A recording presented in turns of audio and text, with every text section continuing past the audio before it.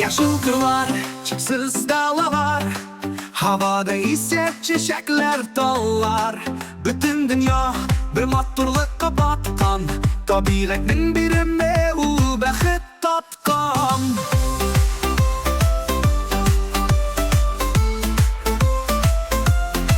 Quyosh nuri, yomg'ir tomchilari, qirni yashilga bo'yagan sharallari. Jilisi bütün yerni jillatar, yashil qirni silkitib qizil etar. O'tlovda otlar yugurar, shashillanar.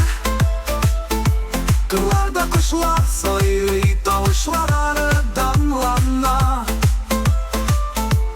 Shashaklar oshib bütün yerni bezar.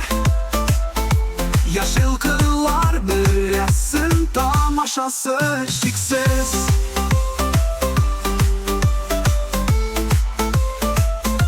Qirda yurib havosin sulaysın, bütün dünyani unutib mangulik yashaysan. Tabiatning mumin baxtdan to'yasan, yashil qirlarda ko'ngling oshasan.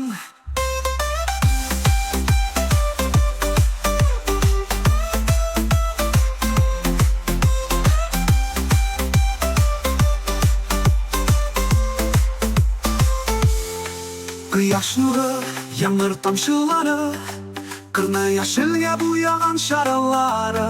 Jilisi bütün yerni jillatar, yashil qirni silkitib qizil etar. O'tlovda otlar yugurar, shashillanar. Qirlarda qushlar soyli tovushlari damlanar.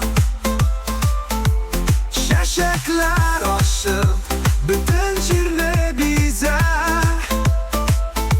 Yashil qirlar bir yasin tamaşası cheksiz.